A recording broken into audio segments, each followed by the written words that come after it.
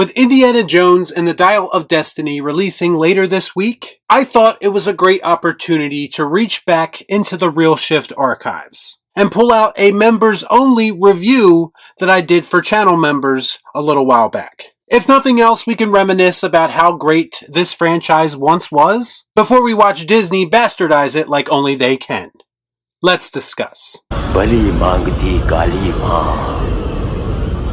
Before I get started, I'd like to kindly ask that you hit the like button and please subscribe to the channel for more content just like this. Come on. Do it.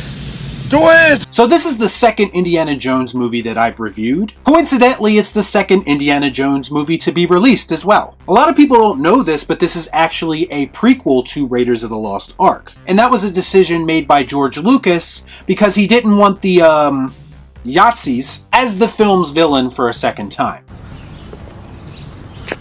That makes sense. And that's what I kind of like about Temple of Doom. It's an outlier. It doesn't really fit in with the other two movies. And it seems more like just this random adventure. And the way that the conflict is presented to us, with Indy basically stumbling upon this pre-existing conflict, like a lone cowboy wandering into a new town, I really enjoy that element to the movie as well.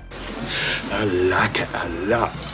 This movie, unsurprisingly, got a mixed reaction upon its release, with most people criticizing its darker elements, its strong use of violence and gore, as well as the character of Willie Scott. Now, I can't speak for Willie specifically, but I know the darker, more violent tone is a big reason why a lot of people consider this to be their favorite Indiana Jones movie. I think it's something, again, that definitely sets itself apart from the other entries in the franchise. But also, I have to admit, while I was watching it, this time I really didn't feel like it was as dark as people claim that it is. At least not until the later parts of the film. I actually found it to be a lot more comedic this time when looking at it from a critical perspective. Haven't you ever heard of the healing power of laughter?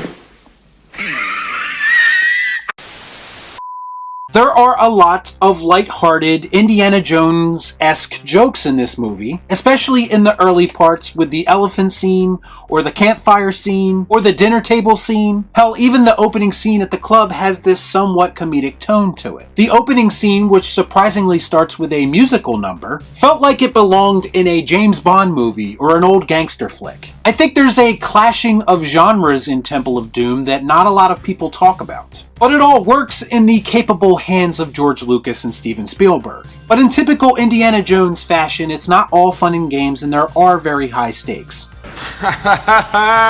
Son of a bitch. Because this film does address some very heavy topics as well. You know, like child abduction and slavery, or human sacrifice, or black magic. So there is a clashing of tones as well that again wouldn't work in a lesser movie. The story involves Indiana Jones and his sidekick Short Round and love interest Willie Scott, stumbling upon a village of desperate people who ask Indy to help retrieve a mystical stone and rescue their children from an insane cult who worship the goddess Kali. And from all of that, somehow the fun and adventure ensues.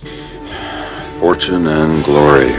Indiana Jones as a character in this movie is peak ruggedness. I mean, there's something about his whole look in this movie and what he's put through that just makes him even more of a masculine character than he was in Raiders. Also, I love the fact that Indy still isn't perfect and he still makes mistakes from time to time. Mistakes that get him and his counterparts in trouble a lot of the time. And that level of realness will always make him that much more relatable. The way that Indy is presented to us in his first two on-screen appearances, it's no wonder that he became the icon that we all know him as today.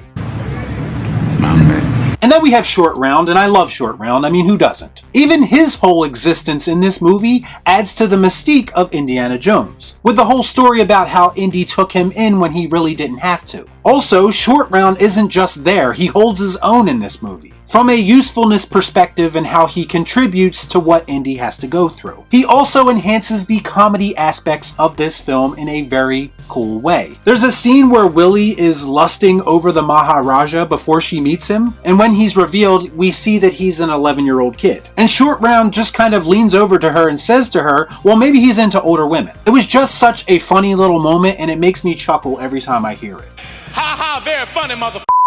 But that's the kind of wittiness that you get from Short Round. And then we have Willie, and oh Willie. I will admit that she is quite obnoxious at times in this movie, but I still find her to be charming in a somewhat pain-in-the-ass kind of way. She's used as comedy relief, as a damsel in distress, and as a love interest, and she serves all of her purposes. I also think that the cult or the villains of the film are very well done as well. What's going to make you hate a group of people more than them enslaving children and using their labor to get what they want? You did. You crazy son of a bitch, you did.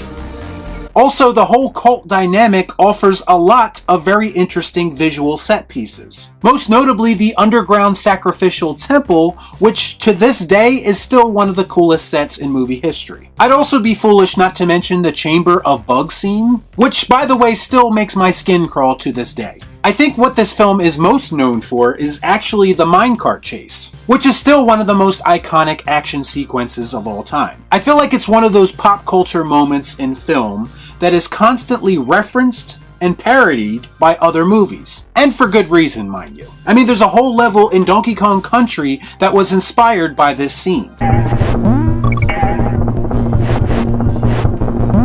Also, there's the finale on the rickety rope bridge. How many times have we seen a scene like that in a movie on a bridge? And I still think that Temple of Doom to this day has done it the best. Plus, nothing beats the villains falling to their death and being eaten alive by crocodiles. That's some high tea shit right there. If he dies, he dies. While Indiana Jones and the Temple of Doom isn't my personal favorite indie movie, there's so many memorable moments in this movie that it's hard to argue with anyone who favors it. To me, it perfectly represents what an Indiana Jones movie should be, incorporating elements of swashbuckling adventure with supernatural horror. Even the commonly criticized flaws in this movie have aged beautifully to become more charming than what people, when it actually was released, thought they would be. Temple of Doom is probably the most unique and imaginative of all the Indiana Jones movies. It's definitely the most violent entry, so much so that it was at least partially responsible for the invention of the PG-13 rating. I think this movie had a greater impact on the franchise and movies in general than people